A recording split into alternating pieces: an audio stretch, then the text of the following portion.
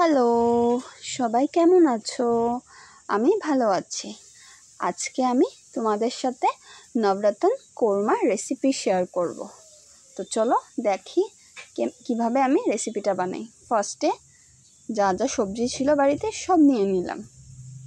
তারপরে গাজরগুলোকে আগে কেটে নিলাম। তারপর এক এক করে ফ্রেশ বিন, ফুলকপি, ইয়েলো ক্যাপসিকাম, পনির সবটা কেটে নেব। আর সব সবজিগুলোর সাইজগুলো এক রাখার চেষ্টা করছি, তো দেখতে সুন্দর হয়।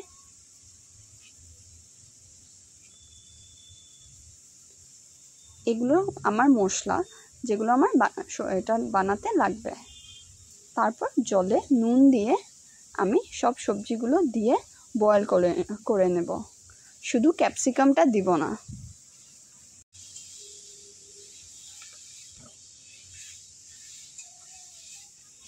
এখন এগুলোকে ভালো করে বয়েল হতে দেব। তারপরে আমি একটা বাটিতে ঠান্ডা জল নিয়ে নেব। এগুলো বয়েল হয়ে গেলে সবজিগুলো আমি তুলে নিয়ে ঠান্ডা জলে দিয়ে দেব। তাতে কি হবে, সবজিগুলো ফ্রেশ থাকবে, কালারগুলো চেঞ্জ হবে না। না হলে বয়েল করার পর সবজির কালার চেঞ্জ হয়ে যায়।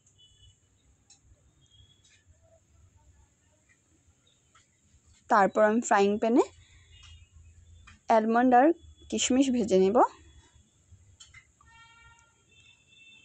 এগুলো ভাজা হয়ে গেলে আমি তুলে নিয়ে তারপর আমি পনিরগুলোকেও ভেজে নেব।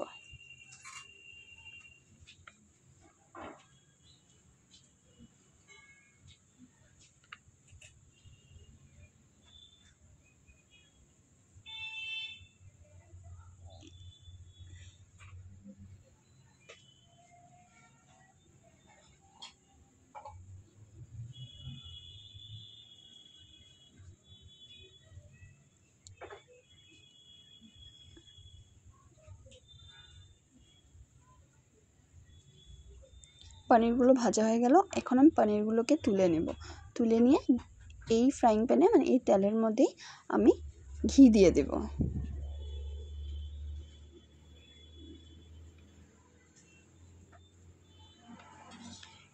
ঘি দেওয়ার পর ফোড়নে দেব এলাইচি, দারচিনি আর লং।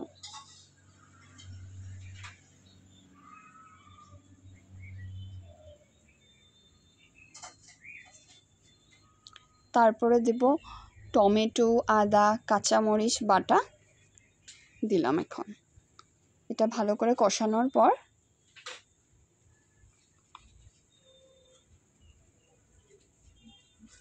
আগের থেকে বেটে রেখেছিলাম পোস্ত, চারমগজ আর অ্যালমন্ডের পেস্ট।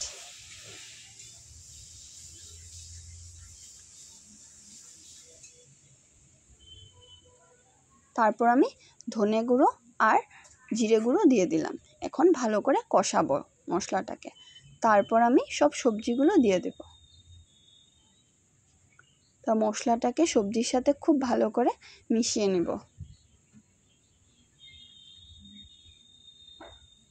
এখন সুন্দর করে যখন কষানো হয়ে যাবে, তারপর আমি কিছুটা দুধ দিয়ে দেব আর নুনও দিয়ে দেব।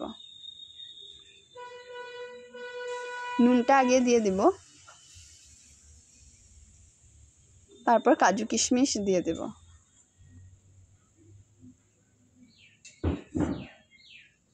আর পনিরগুলো দিয়ে দিলাম।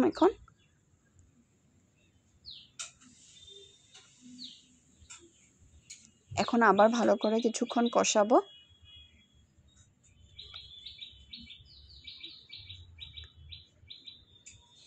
এখন দুধটা দিয়ে দিলাম। আগে আমি ভুলে বলে দিয়েছিলাম দুধ দিয়ে দিলাম। এখন আবার দুধটা দিয়ে দিলাম।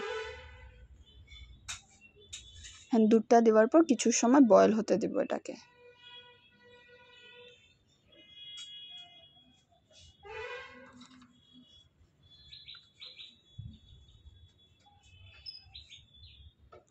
দেখো কি সুন্দর কালার এসেছে। কোনো হলুদ দিইনি, কোনো কিছুই দিইনি। এখন আমার যখন হয়ে গেছে এটা মাখা মাখা হয়ে গেছে, এখন নামানোর আগে ভালো করে কস্তুরি মেথি দিয়ে নামিয়ে নেব। তোমাদের কেমন লাগলো একটা লাইক কমেন্ট করে জানাবে। ধন্যবাদ।